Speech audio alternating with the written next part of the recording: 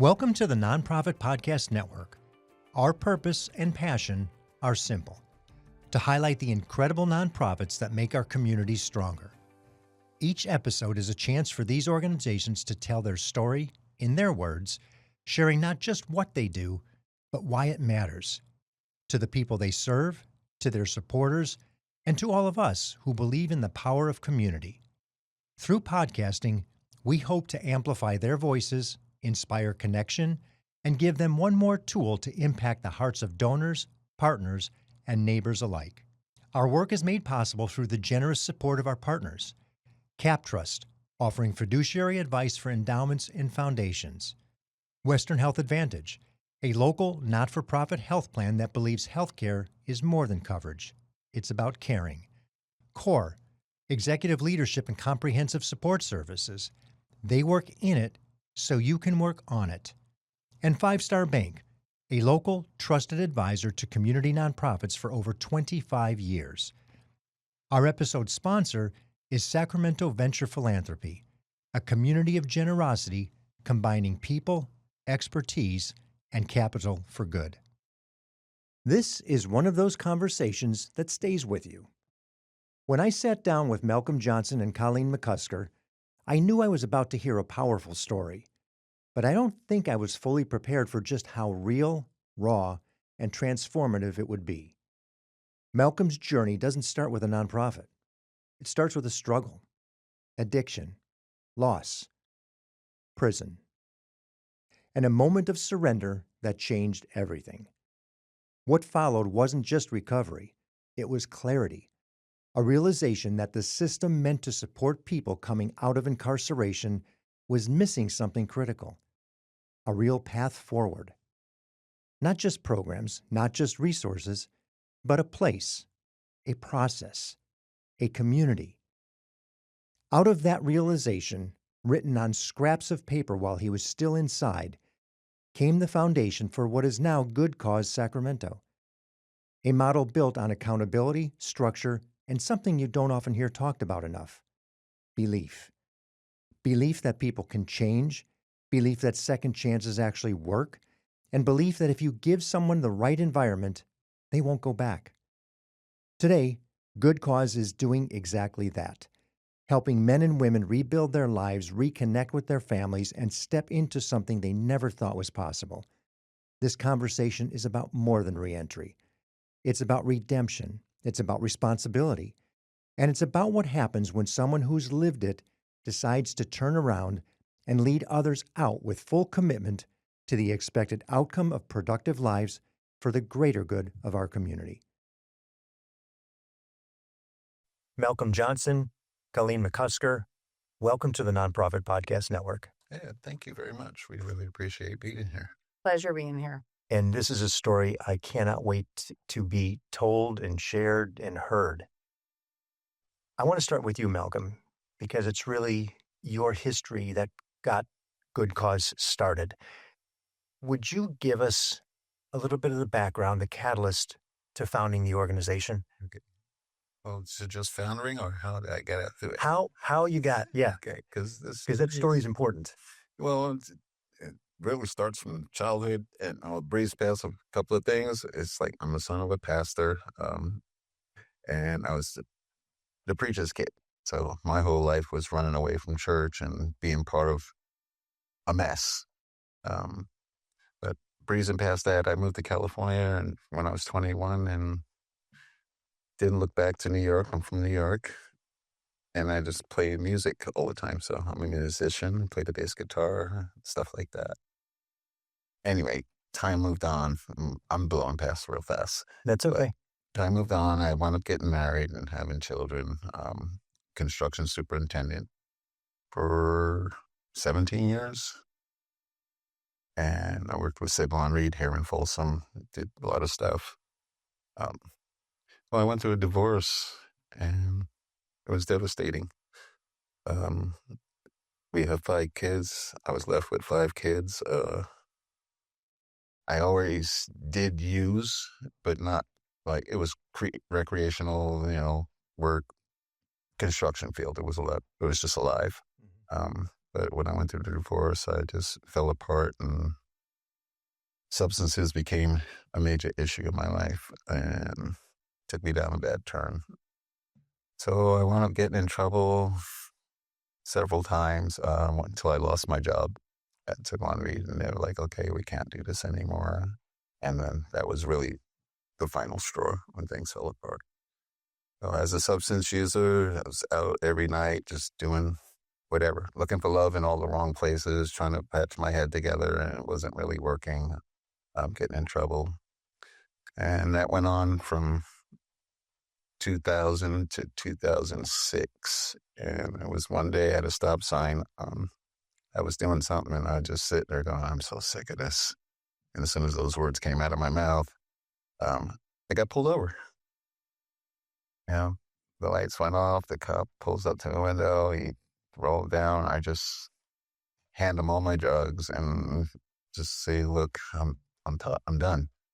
And that was November 12th of 2006. And my life from that moment changed. I went down to Sacramento in the courts, fought my case. This is how the universe works. Fought my case, got a jury, and had them find me innocent. Yeah. So as many times as I've been in trouble, they were putting suspended sentences on the side. So when I fought my case and I was found innocent, I was given to leave, and the judge let the jury go, and he says, no, I'm not going to do that. I'm going to take his suspended sentences and add them up, and you're going to do that. So he gave me 9 years with half for substance abuse. Well, of course, I kicked and screamed like a little baby, but the nail was already set, and I went to prison. Well, in prison, I was mad for a little while, but after I started paying attention what was going on, I was realizing something. There's something I needed to be there. First, if I got out, I would have went right back to what I was doing. But secondly, I needed to see. I seen fathers there coming back and forth. I seen fathers and children there together. Something just clicked. And I was like, okay, what's really going on? Why am I really here? So I just started buckling down. I pulled the Bible close to me, and I started doing like little groups and stuff like this to keep me out of trouble, because they have groups in prison where if you're in the wrong group, it's pretty crazy. And then I started working with guys in there. Didn't know what I was doing at first. Just getting a safe place, making a safe place, and talking to these guys, going back and forth. And after I seen one guy, I think it was about 3 times, he left. And I was only there for like maybe a year, just making a year, and he's there a 3rd time. And I was like, what is going on? Why are you back here? He just told me you had kids and this and that. And I'm like, you let me out of here, I'm not coming back. And so he told the story, and he's like, we get out, we go on probation. We have to go to the same neighborhood. If we don't have money, we wind up in the same place and with the same friends, and survival of the fittest comes in. You got to survive. So we wind up back in the same thing. We fail probation, we get violated, we're back. We fail parole, we get violated, we're back. And I'm just like, that can't be right. Anyway, just after time and time of seeing different individuals come in, I'm like, this is a problem. I got scared for myself, because that's been my MO, is to get out, and because I had been locked up probably 9 times, 10 times. And every time I got out, within 2 weeks to a month, I didn't have a different setting. I didn't have a safe house to go to, or a good set of people to, plant myself in. My old crowd was not healthy, and the crowd before that was good. Didn't want to be around me, because of what happened. So I just started paying attention and writing stuff down. And in April of 2011, I was released from Folsom Prison, and they sat me there in Orangeville at a bus stop, gave me $200 and said, have a nice day. And panic. Sure. I sat there for a good 2 weeks, close to 2 weeks. With no reintegration programs whatsoever, just here? What I did in there with the guys. So That was guys, yeah, what I worked with the guys. So I did, and I did kind of skip a little, because I didn't know how much time I had, but I started like a little pre-release thing in there, pre-release program. I was gathering information, getting with the guys. Hey, you got this this resource. When you get out, go here, go there.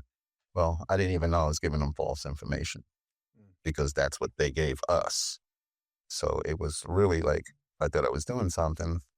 And when I got out and I went to use this information, it was not up to date. It was not this or that. So no, they didn't give us anything. They literally closed the previous program this second year I was in there. And I gathered all that information and kept it. And it was just devastating for me. I was pretty much crying. They gave me $200. They put me out there. I went and got a little cell phone, and I started calling these places because I didn't know where to go. I couldn't go back to my family. Nobody was around. Nobody wanted to talk to me. And it was ugly. But I wound up staying at that bus stop by Dairy Queen in Orangeville for like about 9 to 10 days. And one day I was just crying. I was just like, what am I doing? And the spirit just leaped upon me and kind of, hey, everything you need is right in front of you. I'm like, what's that all about? And literally, I mean, like a little tingle in the back of my head and a voice. I'm like, okay, now we're going crazy. And, and then it hit about 3 times. And then I went to move and my package fell off my lap and hit the ground. And I went to pick it up and all my papers were spread out. And I started looking at it and it's like, everything I need is right in front of me. And I started reading it. I was like, oh, you wrote all of this stuff in prison and you're not doing nothing with it. So I read about an hour and a half or so and I read through it. And I was like, it's a program.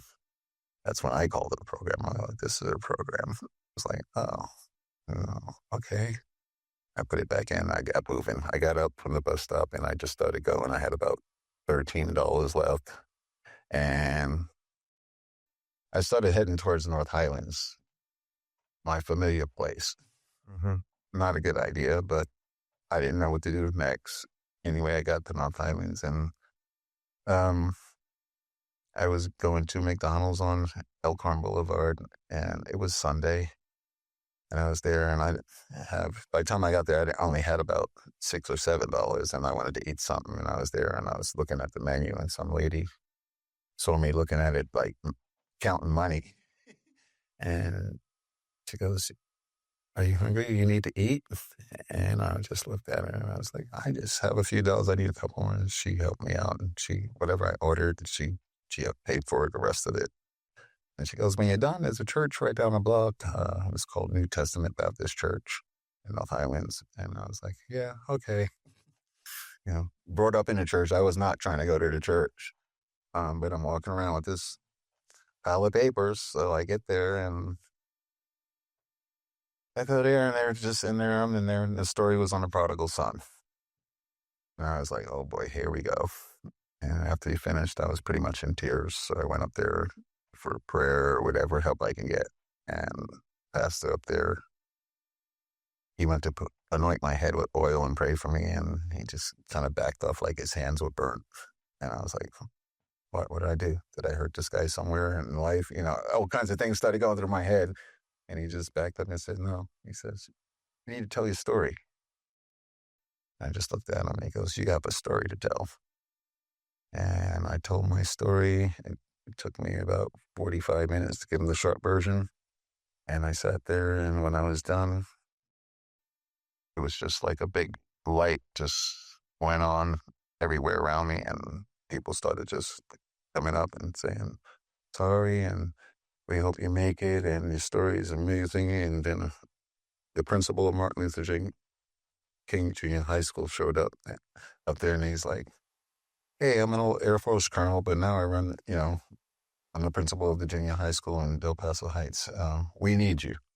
We need you to tell your story to those kids, to their parents and their fathers, let them know where they're at.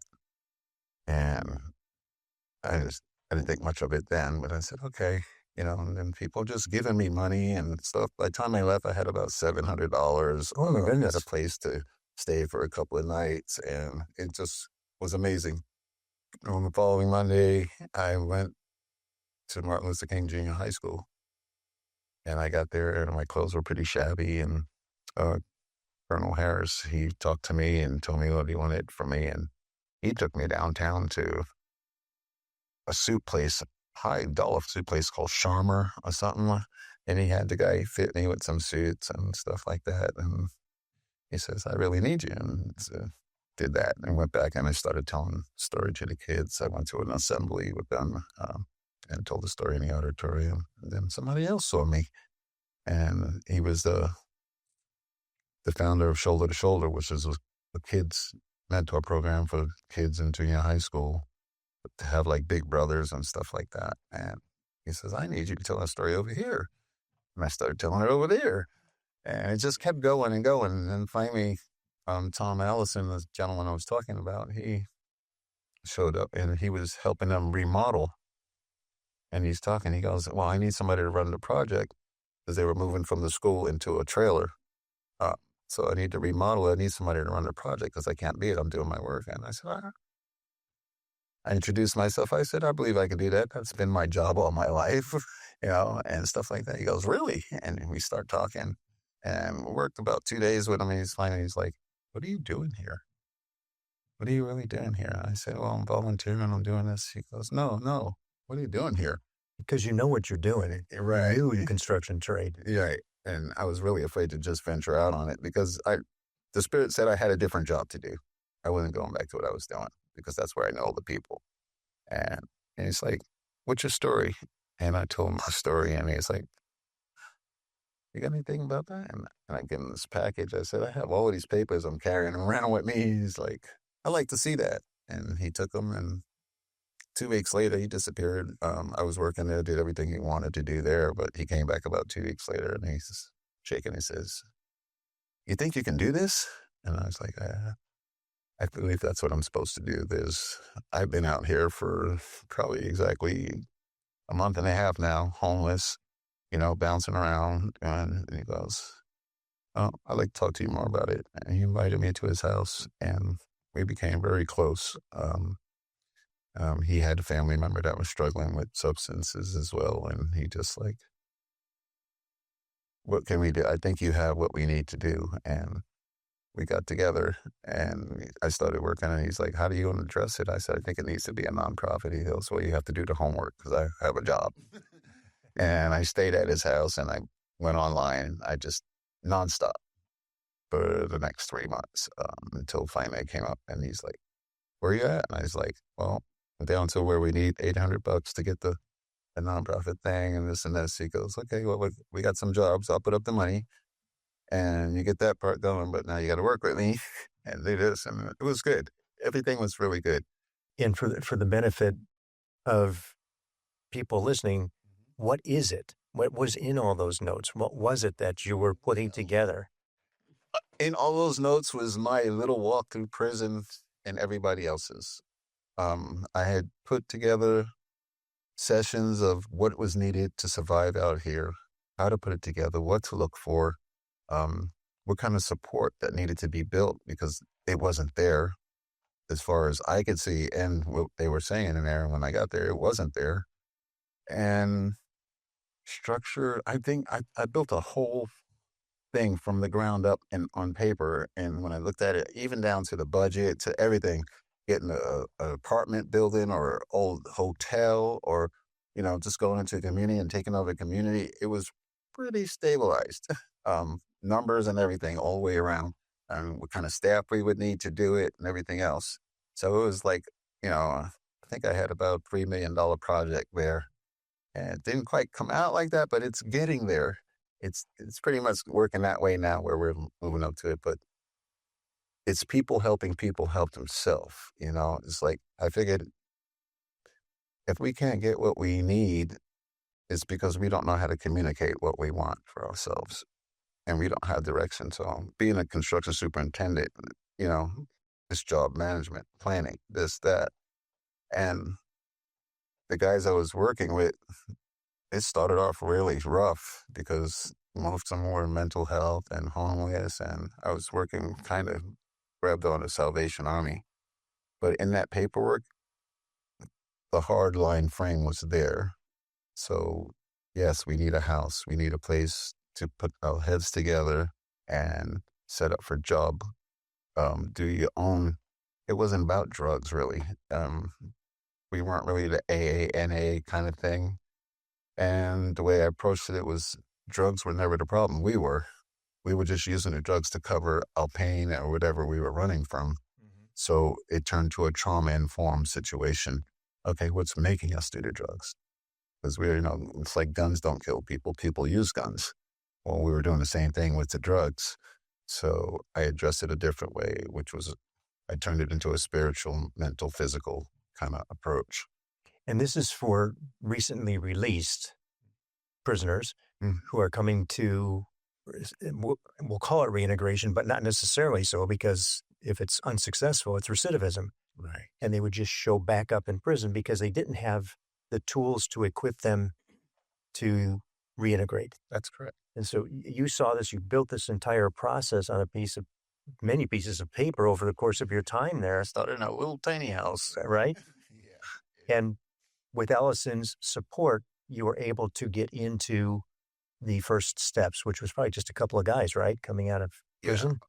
With his support, I was able to put the framework together and put the package and go out. But more importantly was people that he was connected to. Like a lady was losing her house and she was going to go in foreclosure, and she was talking to Tom, and Tom said, "Oh, man, I got somebody that might be able to help you." And he introduces me to her, and she's like, "Well, if you could help me get out of foreclosure, then you can start your program there." Still a program at the time. Your program there. And I was like, okay, well, I'm sure I can help you, And, 3 months in, I raised $11,000 and helped her out of her foreclosure. And then that's when everything really just took off. So that was in like January of 2013 when that So really less than a year. Mm-hmm. Oh, everything happened very quickly. Very quickly. Processing from there, well, let's go back to what the guys really, you brought up not having certain things, but they had tools. They gave guys tools, but if you don't have a place to practice the tools, you don't have a place to focus, a way to eat and take a shower, those tools don't mean anything because you don't have a toolbox to put them in. And that's what really took off. That's where the programming, this programming works for some things. You can take some good nuggets out of it and put it, but if you don't have a place to do it, and that's what it kept lining up for me. No place to get away from the old people, no place to lay your head, take a shower, have a place to eat. So that became essential, which is find a place to feel safe, and feeling safe for prisoners, people getting out of prison and stuff like that. It's a big transition. So I know it took me a second, and I have a pretty strong mind. I feel like I have a strong mind when it comes to making change. So I can't even imagine what other people were going through. So the tools, we had the tools. People were working to give them to us, but if you don't have a place to lay your head, those tools really don't come into effect because your survival mode stays on. Housing's important. Eating's important. So to me, it was the most important to start your thing. So when she gave us the place to do that, then everything changed, and everything just kept going after that. It wasn't just a house. I mean, 2 weeks later, somebody was watching what I was doing on 12th Street at a homeless thing. They were feeding, and he's watching me, and his name was Mo Mohana, who happens to owns a lot of property around Harry. So he's watching, I thought he was some kind of strange nut, because he doesn't dress like that. If he knows him, he doesn't dress like to be noticed. And he's walking up and he's going, "I like what you're doing." And I'm like, "Hi, how are you?" And he didn't introduce himself. He goes, "I really like what you're doing." He walk off into the crowd and it's going around. Before the end of the night, it was the third time he was like, "I really love what you're doing." Because I had guys there doing security, wearing shirts and just uniform-like. And he goes, "I love what you're doing." He gives me $100 bill. And he goes, "Tomorrow, come find me." And he gives me a card. And I go down and meet him at 10th Street, I believe, 10th and J or somewhere over there. He has a building. And he introduces himself and he goes, "I'm Mohammed. I own these buildings over. I really like to know what you want to do." And I say, well, I'm really looking to work with these men, but I don't have a place to work with them. Um, we need a classroom. Because at the house, I was just working with one little computer. I'm working with like 6 guys and helping them get jobs and looking for this and that. That was all happening in a 3-bedroom house that some lady let us use, that I had anywhere from 9 to 17 guys in just to raise her money. So No. yeah, it was it was quite the show. It was really the show. But Mo, he kind of opened it up where that kind of pressure was alleviated with the spread out. He took us down and he says, I have this 13,000 square foot warehouse right here. Nobody's in it. You know, can you figure out how to use it? And that Tom Allison kicked in. We will remodel that. Let me count the ways.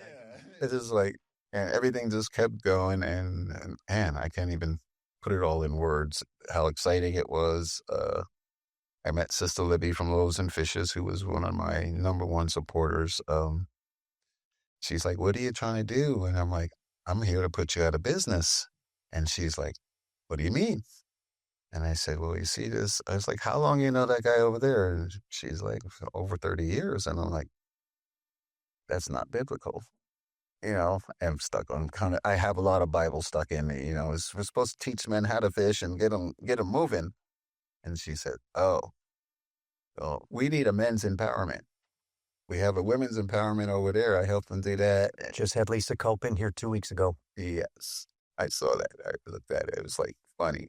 And I said, really? I guess we're going to have men's empowerment right here across the street from Loaves and Fishes. And it just took off from there. The house stabilized. The lady wound up wanting her house and selling it and stuff like that. And it wasn't proper for what we were doing anyway. It was right there on 13th and C, where good neighborhood was, and it needed to change. It wasn't enough space anyway.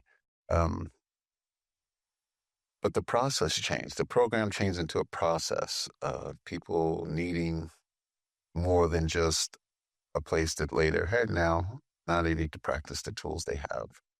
So it sent me into a whole different thing. This was before I had even met Colleen.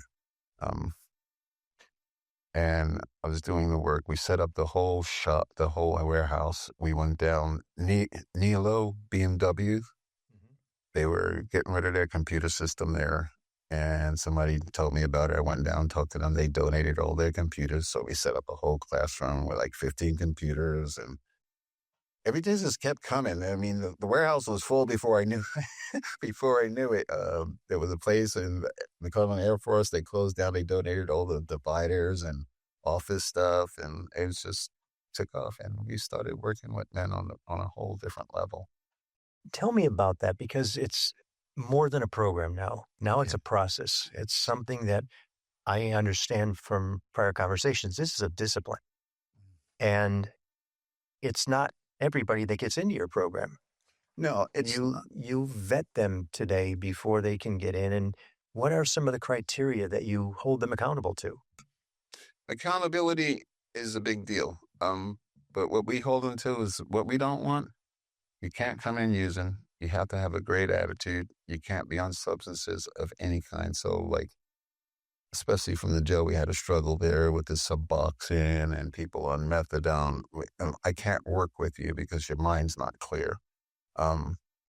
So we vet everybody. I call it my BS sniffer. Since I've been through it. Been there, you understand. Right. I mean, I've been through it. I've heard all kinds of stories. And, you know, when I was out there doing what I was doing, I would say whatever you wanted to hear to get where I needed to go. So there needed to be somebody to really screen that. So looking at it, we put up a little list of things. Definitely attitude was number one. All right. We don't attitude, substances, we don't steal, and we don't have violence. And we definitely don't bring anything in the house. Those are major things. After that, I kind of push everything else to the side because of what we're dealing with. Everybody has issues. Everybody doesn't come from the same background. There's nothing common except for the fact that we were out there. So I have guys from all walks of life. So that criteria has to sit at the front. And it all does start with the attitude, how people address you, or whether they're just blowing smoke. Because the system wasn't there for me, so I wasn't going to make it abusable by anybody else. So we kept it tight. So when we first started working with the county, they wanted to give us everything and anybody. And I was like, no, we don't need your money that bad. Yeah, we needed the money, right? But I'm not going to take anybody that doesn't want to change the course of their life. And we stuck with it, and it makes us successful. Our percentage rate is at 79 as far as people making it and having their own house and home and being back with their families. So it's a bit, I think that's... Which is a hugely successful rate. It's rounded to 80%. 80% of the people that come through your program do not return to jail. Yes. And that's only because it's easier for me to tell them than somebody that hasn't been through what they've been through. So just growing up, it was a finger pointing kind of thing when parents tell you, don't do this. They don't really know what you're going through. I'm working on the empathetic, spiritual love sense.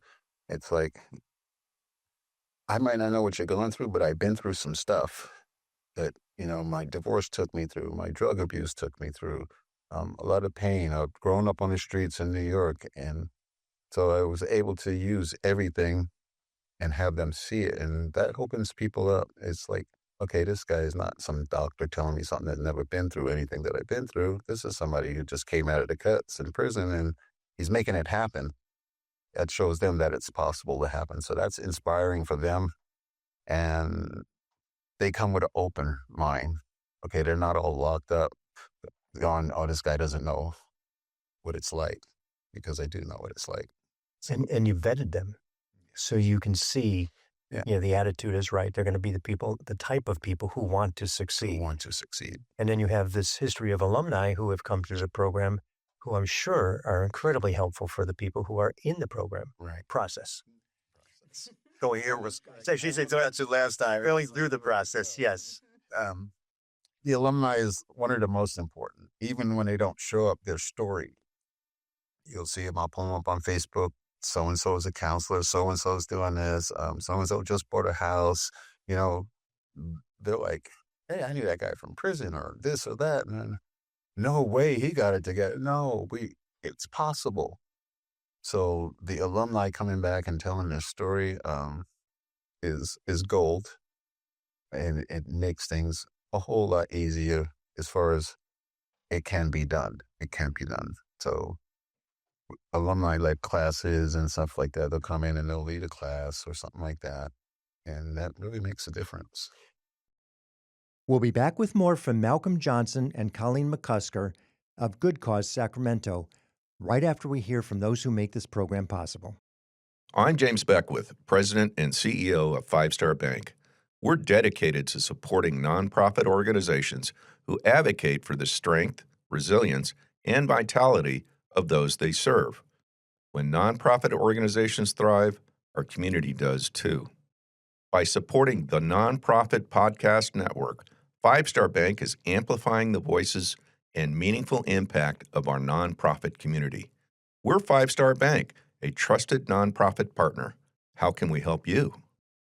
We are really excited to be part of the family and contribute to the work that you all are doing. CORE provides fractional and interim executive services, along with comprehensive back office solutions that go into our client sites and do the work to give them the capacity they need in order to move through transitions, whether that's planned or unplanned. Or companies also work with our accounting and finance, back office solutions, human resources, technology, and administration. The reason why our back office solutions add value is because we save them time and money, anywhere from 20 to 30% of what they would spend on that back office solution. We work in it so they can actually work on it. CXORE.com and contact me directly at DTEAT@CXORE.com. If you're interested in learning more about how CORE may help your organization, visit CXORE.com. Hello, this is Scott Thomas with Cap Trust in our Sacramento office. I specialize in working with local nonprofits and associations. Annually, we survey private and public nonprofit organizations across the country to better understand challenges they see in today's environment. In our more recent survey, we heard concerns about proper board governance, mission-aligned investment, and how to implement alternative investments. If you would like a copy of the survey or to discuss your organization, look me up, Scott Thomas at captrust.com. I'm thrilled to have Western Health Advantage partnering with us as they do so much to support so many nonprofit agencies in our community. As a truly local health plan, you'll find individual and family options, employer options, plans for CalPERS and Medicare Advantage. From medical services to pharmacy, health and wellness support, as well as behavioral health care, Western Health Advantage has a plan that fits what you need. As an employer, for profit or nonprofit business, individual or family, you can find more at westernhealth.com. Hi, I'm Brad Squires, CEO of Sacramento Venture Philanthropy. For more than a decade, SVP has brought together local donors, business leaders, and nonprofit changemakers to do philanthropy differently. Through pooled funding, hands-on mentorship, and programs like Fast Pitch and 100X, SVP helps nonprofits build real, long-term capacity, not just short-term solutions. If you're looking to go beyond writing the check and want to use your experience, your voice, your leadership to create a lasting impact and have a lot of fun doing it, now is the time to join SVP. Learn more about becoming a partner at svpsacramento.org. Today you are in a house that houses how many men? 18, I say 17, but 18. Okay. Yes. Right now we're at 16. And what's interesting is as you're going through this, you have your funding partners. Before we get there, let me ask you, who are the people that you work with on a collaborative basis? Who helps identify the prison release inmates who are going to be able to come to the program to begin with? And who do you work with in the community to support you? So let's go with the guys from prison first. And would be the County of Sacramento. The Sheriff's Department reentry program that they have in Rio Consumers Correctional Center out in Elk Grove are some sheriffs that really have a heartfelt place to help people. I've been working with them since 2016, 17, and it started off with their whole program. They are like our cheerleading squad. As far as if you want to get your life changed, this guy is doing it. And there's several other places they could go. And after interviewing and talking to most of them, they all choose to go here. So the Sheriff's Department is really big. We're very tight with the Sheriff's Department. I'm pretty close with the Citrus Heights Police Department. It's really good. Outside collaborative, we have people. One of the main ones is Jake's Journey, which is like a hub for homeless people to go, Folsom, showers. They're based out of Folsom? They're based out of Folsom. Yeah, I've spoken to them. They're one of the people that we work with as far as helping them out. They see certain people coming through and they're like, oh, you need to go over there and stuff like that. And then people that are at the house, especially the women's house, because it's right out in Orangeville, they do a lot of volunteering there. We actually volunteer 2 days a week. So the guys go there on a Tuesday and the women go there on a Thursday. So we stay close. St. Vincent de Paul has helped people coming through that needed funding. Several different places, Loaves and Fishes, Sister Libby and Sisters of Mercy are riding around. If I need funding for somebody, if I give her a call, she'll say, oh, what's the situation? And they'll fund somebody for a month or two. And Midtown Church of Sacramento, who was Bayside. Formerly Bayside, yes. They're one of our major supporters. So they put up a large amount, and they have guys working there. We set up church for them in Elk Grove, a mobile church for them every weekend. I have a team of guys go out, so that kind of supports stuff. So we have a pretty tight collaborative group out there. There's a lot of groups I'm not even mentioning because they're just in and out. So many, yeah. Yeah, but we're connected. We keep looking. But everybody's looking for funding, so we're doing our best to just meet everybody. We don't have a large staff, I'm the only one on payroll, as a matter of fact, and that just happened this year. Everybody's a volunteer. They volunteer their time, their love, their care, their vehicles. Right. Yeah, everything. Well, that's the next question. That's a perfect segue to it. How are you funded? Where does the funding come from? Most of the funding comes in through the county and through Midtown of Sacramento. A lot of the guys support themselves. This is really not a giveaway. This is a hand up, not a handout kind of situation. So they actually have a contribution, a monetary contribution to stay in the house. Yes, they do. Okay. Some of them come without. If we can sponsor maybe 3 people at a time, but a lot of them come in with their families, and we're pretty much letting the families know these people, if we're doing our job, within 3 months, these people are supporting themselves. And if they really love what they're doing there, they don't leave. They pay their way to be there. So we have, a fee for being there, which includes their food for the men's side anyway, and everything they need. Ongoing counseling, fellowship, classes, as long as they're working and moving forward. It's a grow or go kind of situation. Mm-hmm. But if they don't have skin in the game, you don't get the sincerity. And I'm not all about the entitlement and stuff like that. It's really big. I've seen it a lot. And the generations out there right now, the level of entitlement. So we don't want to put out that we're giving them anything except for hope and a place to put the pieces together. So when they get to the point of the 3 months, 4 months, they mostly have a job within 3 to 4 months, and they're paying their own way and they're excited about it. Sure. And that's when you know what you're doing is working, because they're not just getting paid and running away. They're like, okay, this does work. There's no process without being in the house. Okay. You get to practice the tools, live the tools. You have communal living. You have learning how to solve issues, learning how to live with other people, getting your budget together, keeping your money in order, being respectful. We work with the 4 agreements a lot, which keeps tethered, In those 4 agreements, be impeccable with your word. Don't take anything personally. Don't make assumptions, and always do your best. And if you break them down, they get really deep. Being impeccable with your word. You don't want people talking to you a certain way, or you want people to think before they talk to you, to be as kind as you can. You think about that as well. Before you say anything, it's a big deal. Mm-hmm. Drops a lot of fights or anything else, disagreements. We don't have fights. With disagreements, taking things personal, it's one of the hardest things any human can do, is not take something personal. So we work on that. And, it just reminds you, not that you're not going to take it personal, but it's how you take it now. It's like, okay, I don't need to react. I need to learn how to respond. And then assuming things, which is basically judging other people. You don't want people to assume. Just make sure it's clear. Mm-hmm. Be clear about what you're asking for. Make sure you understand, and vice versa from the other side too.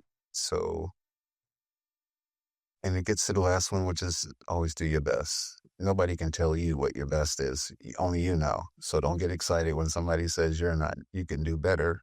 If you know you're doing your best, you can save yourself a whole lot of heartache. Right. Knowing yourself that you did the best you can. So those are 4 anchoring agreements that you don't make with somebody else. You make with yourself. And it makes a difference, because we put little signs all over the place, right when you walk in the door, the 4 agreements are there. So before you get carried away or anything, it's a reminder. We got guys taking it to work, putting it in like a lot of guys work at Round Table Pizza. They post it inside the room back there, because good for everybody. Yeah, it's good for everybody. And more times than any, they'll bring it back to the table or something when an alumni comes to talk and say, if it wasn't for that, I might have done something different. So you've mentioned a couple of times the woman's house, and we don't know what that woman's house is yet, but Colleen, that's your turf. Right. And Malcolm lives at the men's house and works with the men all the time. you live at the women's house. When did the women's house come into play? Well, I was working at a recovery facility, and that was actually one of the homes of the recovery facility. And they were decided to cancel that lease. And so, as soon as I've always loved the house, it's a beautiful home, it's like a sanctuary. And so, I always thought that I would never open a women's house. I wanted to. Women are different. It's a little bit different, and I can see what goes on in the homes because I, oversaw several homes, and so. But when this house became available, I was always very attached to that house. I there were also other things happening. The clinicians at work. People were always asking me, "What about the women? What about the women? We need a women's house. Why don't you take women?" And just all of that was happening at once. And so the house became available. I don't know. I had to call the homeowner and cancel the lease and I slept on it that night. And the next morning I woke up and it was just like, I told Malcolm, I want to open a women's house. And he was like, oh, okay. And so I said, I have the house. I know the house. I'm going to call the homeowner and make it happen. He's like, okay. And I don't know if he knew if I was serious or not, but he's like, okay. And so I called the homeowner and we met with him like 2 days later and he loved what we did. And so within 2 to 3 weeks, we opened a women's house. And so that's an amazingly quick turn. Although you did have a platform, you had a process, yes. You knew what you could implement and just bridge it over. And you were familiar because it's what you were doing already. Yes. Before they were closing down the program. Yes. What a serendipitous opportunity fortunate and timing all the way around. Absolutely. Absolutely. That's how it always works. And it's been wonderful. Like, I'm blessed every day. It's wonderful to work with the women and I learn as much as they do throughout the whole process. Like he said, the homes are the practice ground and it is for me too. Mm-hmm. And, keeping those 4 agreements top of mind is an excellent tool, to use and to throw out there. You don't have to say much. It's like, wow, were you taking that personally? And we need to look inside. We need to look at what's my part in this? What's my lesson? And that's kind of what we teach in our classes. No judgment, no blame toward yourself or others. And that's the glue. That's really what makes it work. And I saw it happening with the men and it was wonderful. And, it's needed for women. And, we've worked with the Family Justice Center and St. John's and it's a safe place. It's a safe place.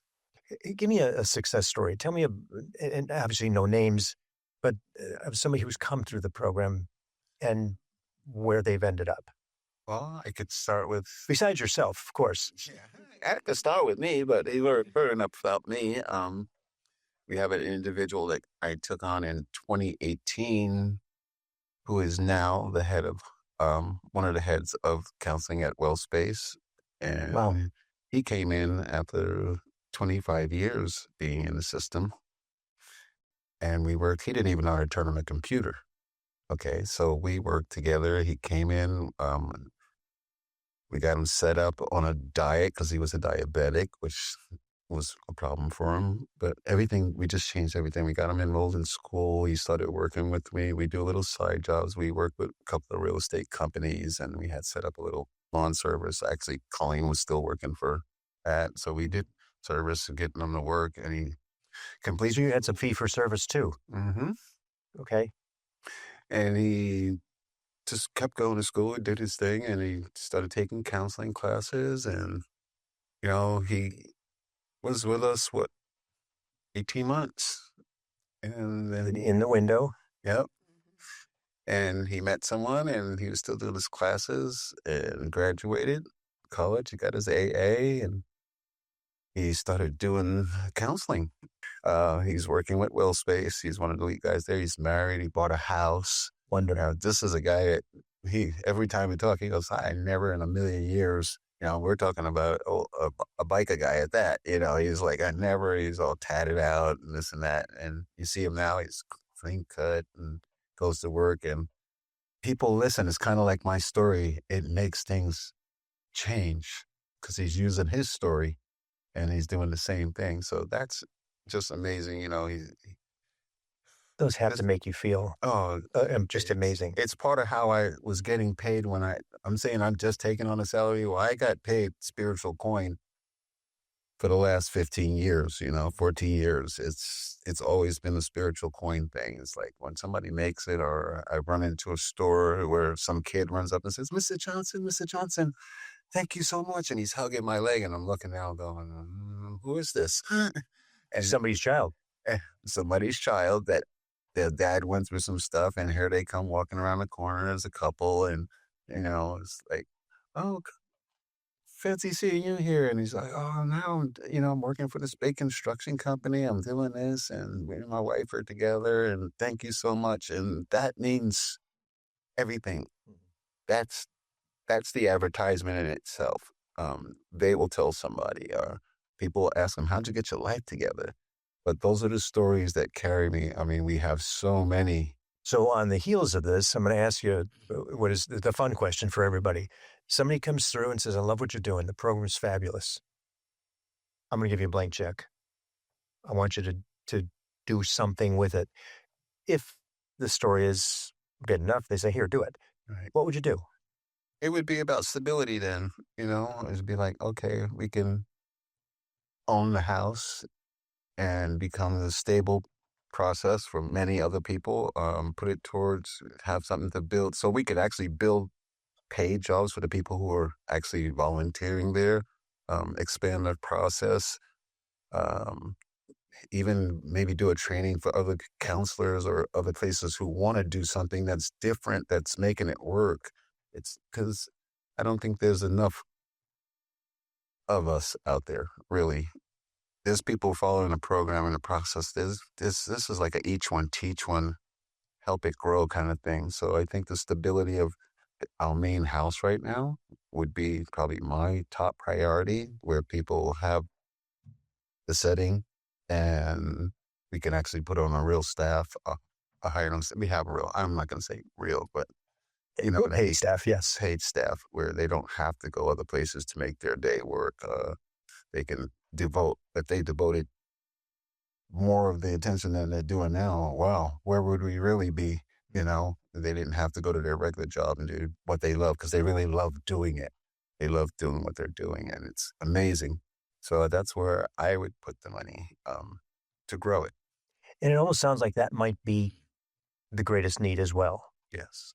The vision and the greatest need are almost one and the same, because it gives you... They're married. That stability and that sustainability. Yes.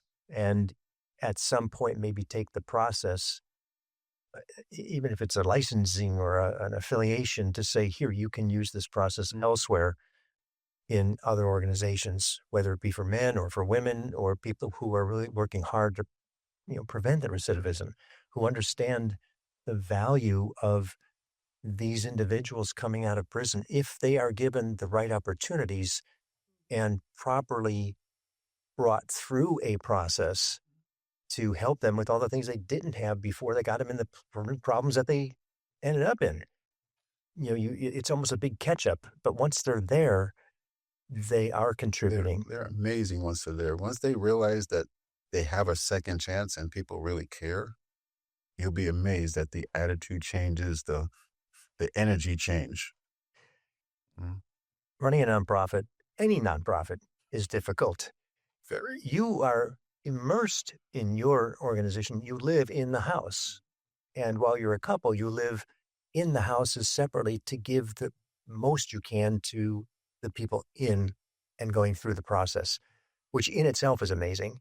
What do you do to step away from it sometimes, to re-energize, to either relax, refresh, and in your case, reorient, because you're separated a lot of the time? Yeah. Jesus' little runaway story, how he went to the mountain all the time. That's us. Okay, we got to get away. There's one thing I can say about what we do is the people we're working with, excuse me. I can say we are working for them. Yes. The people, Working for one person for sure. yeah, they know that we trust them, not to totally take over anything, but to do what they came to do.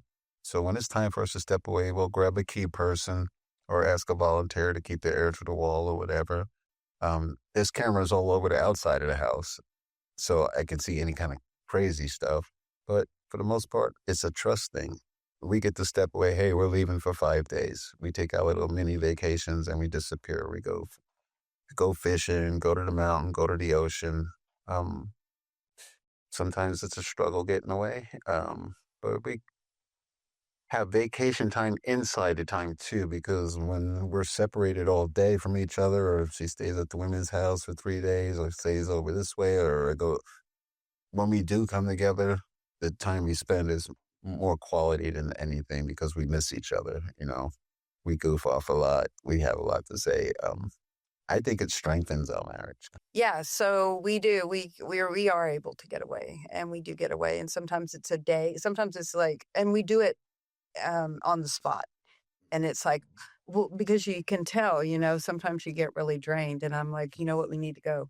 And we have a van, and we have a little to-go kit, and we're just like, throw that in there, and we got it down.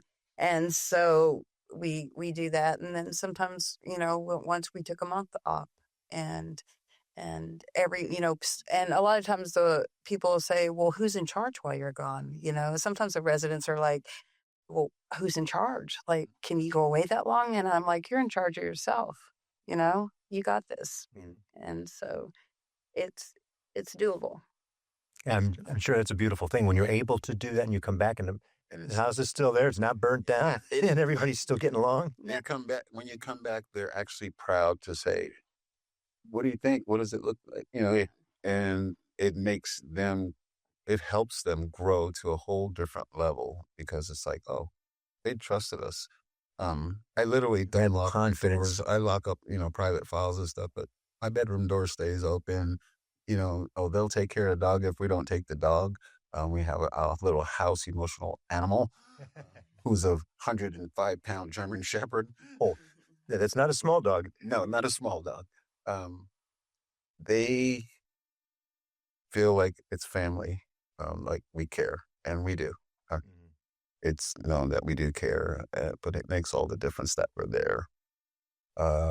On 24/7 on site can be very taxing, and we work not to let them think that we're being taxed because there's so many different personalities, but they know we need to get away, and they know we move fast when we need to.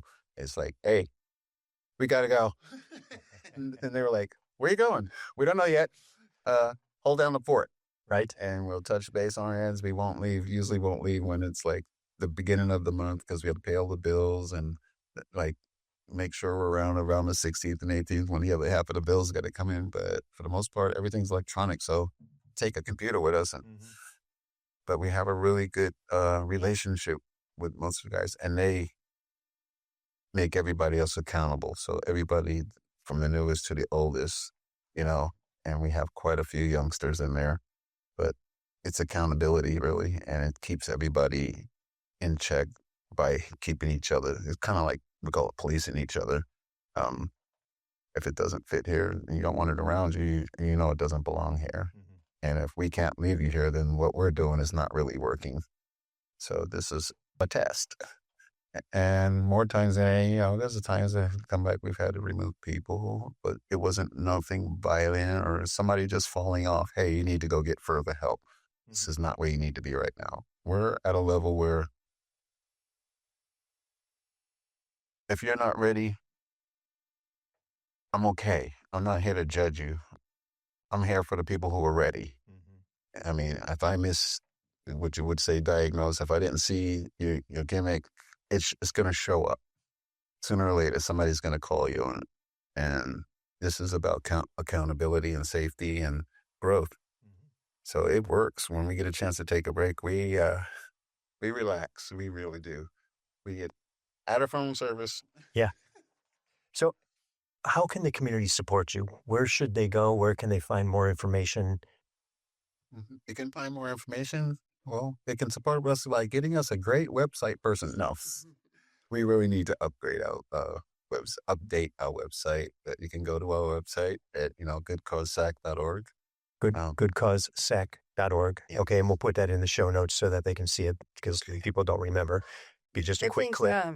I think another huge thing is support with if you could sponsor someone, for 6 months or, something like that, because that's where your heart really aches when you do get that phone call and someone's homeless and you can tell that they really need the support and, so that kind of stuff. And then we have a wonderful person who just joined our team, Erica Orinsky. She has this Naked Tribe, and she gives her time. She gives her time and her gifts, and she comes in and she facilitates classes. She does one-on-one coaching with a number of our participants, and that's a big blessing. Yes. The workforce is really important. Some of these guys get discouraged. They have records. They really do need a second chance. If they can people could find it in their hearts to even just come to the house and do a tour, get in touch with us and do a tour and see and meet some of these gentlemen and women that own businesses who wouldn't mind giving them a chance. And there's actually a help with them. There's a workforce credit tax that actually helps pay their salaries. For them, they bond them for $100,000, and it's a help to businesses. It would be amazing for the businesses to step forward in the neighborhood. I like that too, because many times we understand monetary is it. I mean, that's what funds the organizations. But yours is a little bit different. So sponsoring an individual or creating a job for an individual above and beyond. We're not asking you for money. We're asking you for the opportunity. Right. And as many small businesses or businesses in general hear this, that may flag something to say, hey, you know what? Maybe that's worth the outreach to help that one individual. We need the help. And what better opportunity than somebody who really wants it badly? Because we know that's a challenge. Yeah. People should get back to your entitlement. Well, give me a job.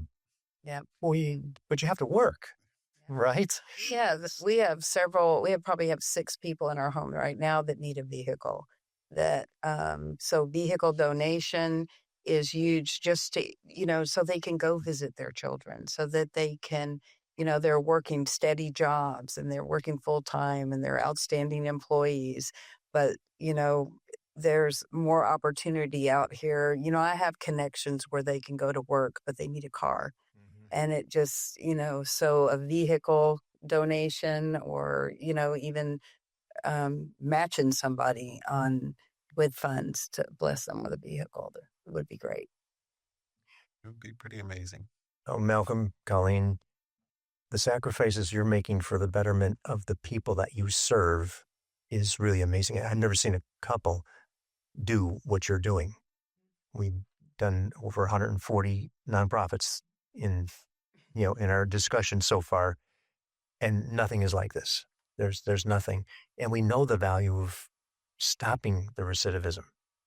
If we can do that, what a tremendous benefit to the community overall in so many different ways, which I think are obvious. I don't have to explain those, because now that person's integrated and is contributing and has the confidence, is re-engaged with their family.